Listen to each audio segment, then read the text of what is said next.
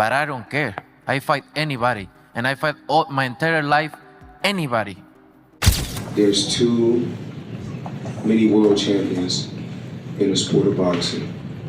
And it's crazy. I don't think he'll want to lose to Crawford, a much smaller guy, just because he's at the end of the road. But the fight's so big and the money's so big, he's going to have to take it. Canelo gave a savage response when asked about Mayweather training with Crawford. He made it clear that he doesn't care who Crawford is working with. Confident in his experience, he said he's been fighting his entire life and is ready to face anyone, regardless of their height or training partner.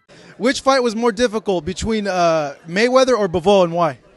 I think both are similar. Just Bivol is bigger, so I think Bivol.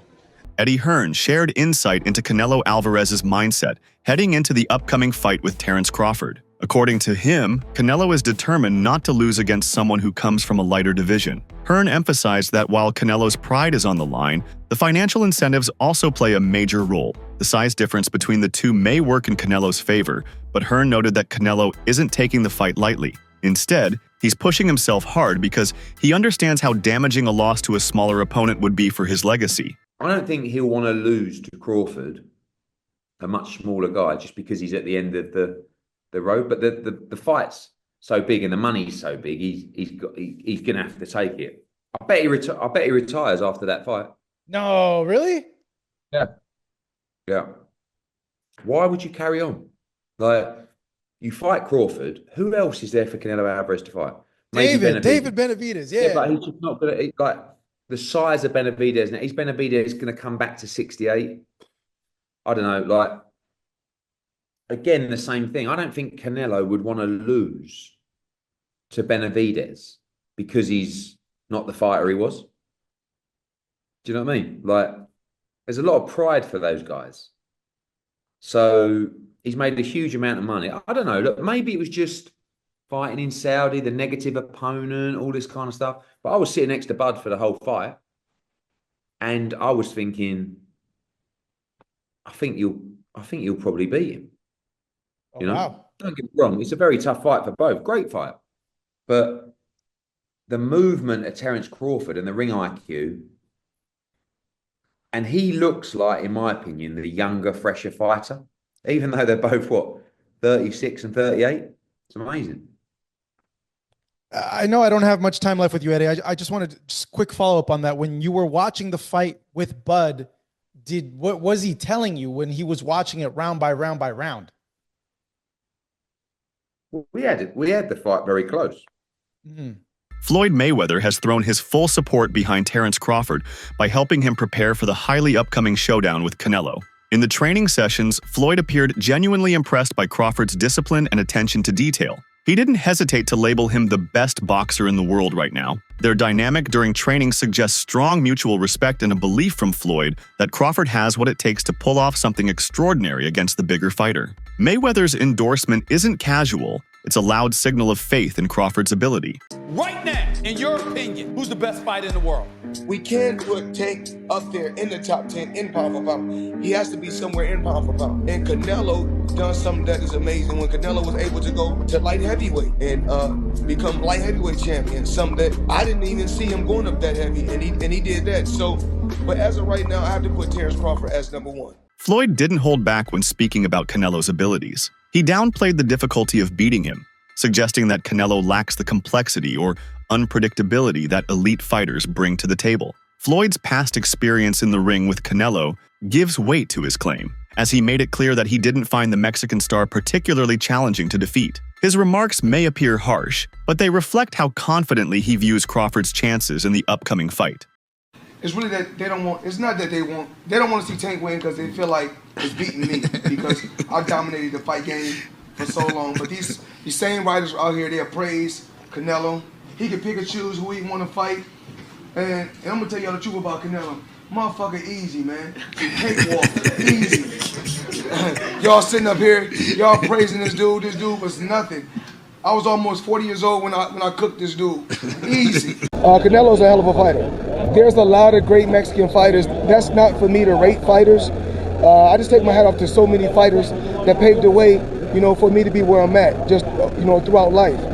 Canelo's a hell of a fighter. While Floyd has been vocal about Canelo, Terence Crawford has chosen a more respectful route when discussing Mayweather. He's made it clear that breaking Floyd's records or challenging him directly isn't part of his mission. Crawford has admiration for what Mayweather accomplished and considers him an icon of the sport. This perspective shows that while Crawford is ambitious, he remains grounded and respectful toward those who paved the way. Have you thought about going for 51-0, beating Mayweather's record with 50-0? Is that something that you thought about? I already said I wasn't never gonna beat Mayweather record. That's not something that I wanted to do. Okay. To be honest, I was gonna retire if I didn't get this Errol Spence fight. But I know how you is. You be sizing niggas up, bro. Keep it a stack. Did you in your head size up Floyd? Like, you know what I'm saying? If we was ever keep it real, bud. Keep it real. I'm never that type of guy. I think that's some grimy shit. I always been happy for him, been a fan of his, and I never imagined us fight. Yeah. I never looked at him like, man, I know I'll be this. But you capping, bro. I never thought like fantasy fight me versus Floyd. Never. I never just was with a person and looked at him like, man, I'll beat his ass. Never. That's some hating type shit to me. Like plotting. I ain't never been that type of person ever.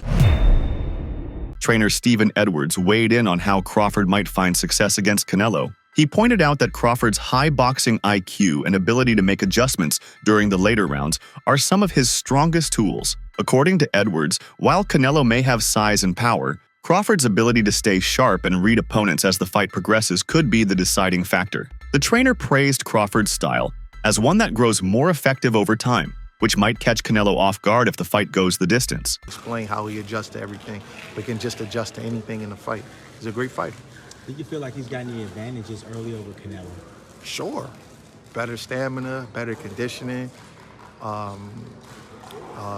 better feet. I think obviously Canelo's the harder puncher, probably the stronger guy.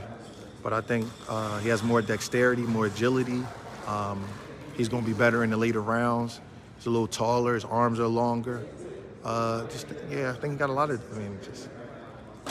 Do you see any point in the fight where Crawford not being able to hurt Canelo just gets walked down? That's been the consensus overall before Canelo's last fight. A lot of people saying that Crawford may be able to do something early, but there's going to be a point where he gets hit, gets hurt. I disagree with that. I think Crawford's going to be the stronger fighter in the later rounds. I think the early part of the fight is where he got to be careful at. I think the early part of the fight, he could get clipped if he's not careful. But I think the later rounds, I think he functions better in the later rounds than Canelo does. It's going to be a great fight. Anything you're looking forward to that you want to talk about? Karan Davis has a great fight versus Yoeli Hernandez on the same card that Caleb fights. That's probably going to be fight of the night. It's going to be a great fight. He retired briefly. Real quick. Chiron did. I remember wishing him That was a April Fool's thing. You guys fell. He got me on the April Fool's. Chiron, you dirty for that, my boy. Yeah, he got y'all with that. Veteran promoter Bob Arum had mixed feelings about the matchup. While he acknowledged that a bout between these two elite fighters would be a spectacle, he expressed concern over Canelo's recent performances. Arum questioned whether Canelo was genuinely fighting for the sport or merely chasing financial gain. He noted that fans haven't seen the same level of energy or entertainment from Canelo over the past 2 years. To Arum, it feels like Crawford is stepping into this bout with something to prove, while Canelo may simply be along for the payday. I just think he's getting a little older, and he's just like, man, I'm not going to chase this guy around the ring like that. The guy's skull fought awful, man. That was a horrible performance. You know what I mean? I know some of it's on Canelo too, but... He said he thought he won. Yeah, I mean, what is he supposed to say? I don't ever want to see a guy like that fight again, man. I like boxers, but that was bad. And talk to us about the thin line between running and actual ring generalship. Where do you draw the line as a coach? Ring generalship in boxing is a guy that's trying to apply his offense and score points and win the fight. A guy that's running is just simply trying to run the clock out. That's why he's called running. He's running the clock out just so he can get a decision and get a moral victory. He has no interest in scoring points and winning the fight. His only interest is not taking any punishment and not being hit at all. So he's willing to sacrifice all of his offense to win the fight just so he can say he didn't get knocked out. So what Shakur and Devin do, that's not running. That's boxing. Yeah. You know what I mean? It may not be crowd friendly, they're staying in the pocket. but they're boxing. They're landing punches. They're hitting you more than you're hitting them. They're applying point scoring while they're just not taking a lot of punches. What William Skull was doing, he was running around the ring just like waiting for the rounds to end just so he can go 12 rounds and just say, you know, that was a little different. Boxing journalist Dan Rafael focused on the broader impact of the fight. For him, the matchup goes beyond pay-per-view numbers. It's about generating excitement and giving fans a clash that truly matters. Rafael believes this kind of event helps the sport stay relevant and draws in casual viewers who might otherwise overlook boxing. He sees it as a net positive, a rare meeting of two skilled champions from different divisions, both bringing something unique to the ring. I think Terence Crawford is a marvelous boxer, arguably the best in the world, pound for pound. But can you hurt Canelo? If you can't hurt him, I have no doubt he can outbox him. My issue is, if you can't hurt him, what kind of a challenge can you truly pose? What do you say to that? No, that's a great point. I mean, here's the thing. Canelo Alvarez has a historically great chin. Now, I go back way back when he first came to the United States and started boxing, and he found himself on an HBO pay-per-view undercard years and years ago, fighting against the older brother of the great Miguel Cotto. His name was Jose Miguel Cotto, and he had gotten a ton of hype. He had signed with Golden Boy Promotions, and a lot of those of us in the media. And I had seen him a couple of times before that. This is my first time seeing him in person, really paying close attention. And he almost got knocked out in the first round. And I remember Stephen A., all of us looking around at Media Row going, what the heck is this all hype about? This man can't take a shot. He's going to get drilled. He was lucky that the fight was over, that the round was over in round one, or there might have been some much more trouble. Stephen A., that was like, I don't know, 16, 17 years ago. I've never seen him wobbled, rocked, physically, visibly hurt since then. He has an all-time great chin going in the ring with tremendous punchers. Terence Crawford coming up 2 weight classes, do any damage. Yeah, he's a slick boxer, and he's also a good puncher in the welterweight division, in the junior welterweight division, in the lightweight division. But even at junior middleweight, which is where Terence Crawford had his most recent fight back in August, when he moved up and he won a world title, he didn't blow the doors off. He fought a very tough, solid opponent named Israel Madrimov. He gave him a good fight. It was very close. Madrimov's people seem to think he might have even been able to edge it out. But if you can't hurt an Israel Madrimov at 154, what the heck are you going to do with Canelo Alvarez, the sturdiest guy in the world, at 168? So that aspect of it is certainly a problem. You mentioned about Charlo. Charlo was there to get his check. I know one thing about Terence Crawford. He's not going to just come to turn up to get the check. He'll at least try. And Charlo, I don't think, really tried. Renowned analyst Teddy Atlas spoke up in support of Crawford, especially as critics questioned his decision to move up in weight. Atlas explained that the jump in division doesn't diminish Crawford's potential. In fact, he believes that Crawford's footwork and ring IQ are more than enough to handle the transition. According to Atlas, the criticism is unwarranted. He sees Crawford's ambition not as overconfidence, but as a natural step for a fighter with his level of talent and hunger. Well, come on, he's human. So he had a few hiccups. He won the fight. He's Terence Crawford. A lot of people say, "Oh, Teddy, you make him so good. You're always saying how great Crawford is." But who's he beating? He unified the what was his first division? Lightweight. Then he unified the junior. Then he unified the junior welter, then he unified the welter. I think I got the weight classes right. It doesn't matter. He unified like 3 different weight classes. He moved up in weight.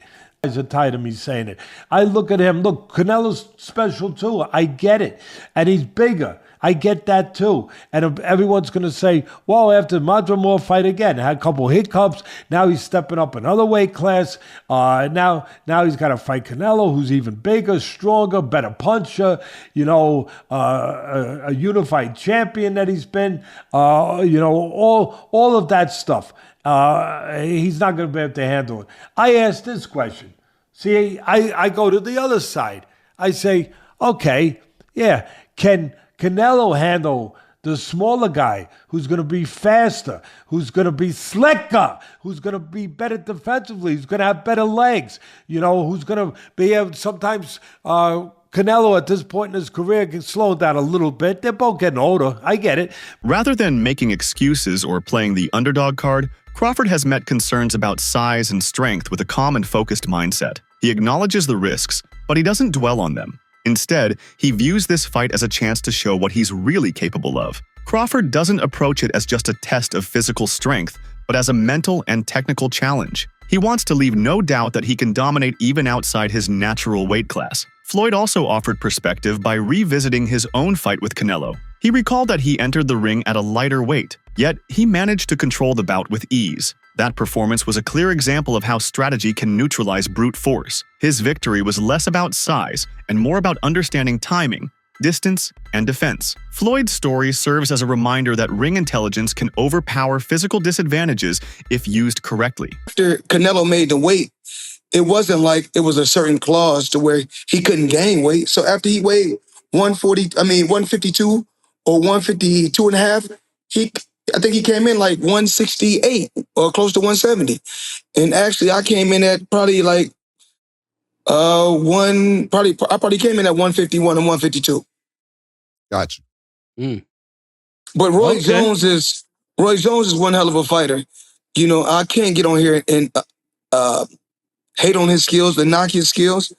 He's been through a lot in the sport of boxing, and he's done a lot for the sport of boxing. And I'm absolutely proud of Roy Jones. This is a very mature Floyd Mayweather we're talking to 10 years ago. I know.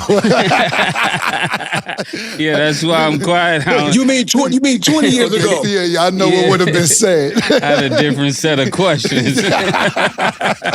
Drawing from his own history, Floyd had advice for Crawford that focused on planning and execution. He didn't tell him to avoid the fight. Instead, he encouraged strategic preparation. According to Floyd, success lies in sticking to a calculated game plan and maintaining composure under pressure. He spoke as someone who's been there, emphasizing that the key to beating Canelo is not raw power, but outthinking him over 12 rounds. Terrence Crawford jumping up from 154 to 168 and beating this quote-unquote version of Canelo Alvarez would diminish the accomplishment that Floyd Mayweather accomplished beating his version of Canelo Alvarez. Is it two different versions of Canelo Alvarez? And obviously, Canelo Alvarez is 62 wins, 2 losses, 2 draws, 39 big wins by way of knockout. He's a first ballot Hall of Famer. He is obviously bigger. When Floyd fought him, it was at 152 catch weight, but it had no rehydration clause. So you might as well just say it was at 154. Now, two things they have in common is that Floyd Mayweather was 36, 37 years of age. Terrence Crawford is 36, 37 years of age, going on 38. So he'll be 38 when he fights Canelo Alvarez. Floyd had already had 2 fights at 154. He had the fight with Miguel Cotto, and he had the fight with Oscar De La Hoya. Crawford's coach, Brian Bomac McIntyre, took the opportunity to address those who had doubted Crawford's resume. He argued that many of Crawford's previous opponents were highly respected before they stepped into the ring with him. According to Bomac, Crawford dismantled each of them cleanly and fairly, never relying on weight advantages or shady tactics. He underlined that Crawford's approach has always been about building a lasting legacy through clean, competitive fights rather than shortcuts or easy paydays. This fight with Canelo Alvarez, it was interesting to see the comments from Canelo on how he sort of assessed Bud Crawford's career. I almost feel after the Spence fight that was like an exclamation point on everything he's done, maybe from the critics who never gave him credit, but it almost seems like Canelo was downplaying his achievements. What do you make of that? Is that to build a fight? Because it sells itself. Well, I'm gonna tell you like this. I think Crawford rebuttal was everybody always say he hasn't fought nobody, or no everybody that he fought was a no name. But I'm gonna tell you like this: what Crawford said. Well, they was something until Crawford fought him. So obviously he's doing a great job because he's making everybody look normal. Not everyone, like when they go against Canelo, I don't think there's anyone else in boxing who you would ask and say this is a possible task for. But for Crawford, because of his pound for pound abilities, and apparently no rehydration clause. Am I hearing that right? He wants full smoke at that weight. Let's go, man. That's what Crawford wants. He wants to show the world that he's the best. So, hey, why put stipulations in there when you know that you can be the best? So let's go test ourselves. look, I appreciate you taking this time. We don't get to speak all the time, so it's good to get you over here. And maybe we'll catch up later in fight week, but I appreciate you. Thank you. All right. That's it for today's video. Stay tuned. Until next time.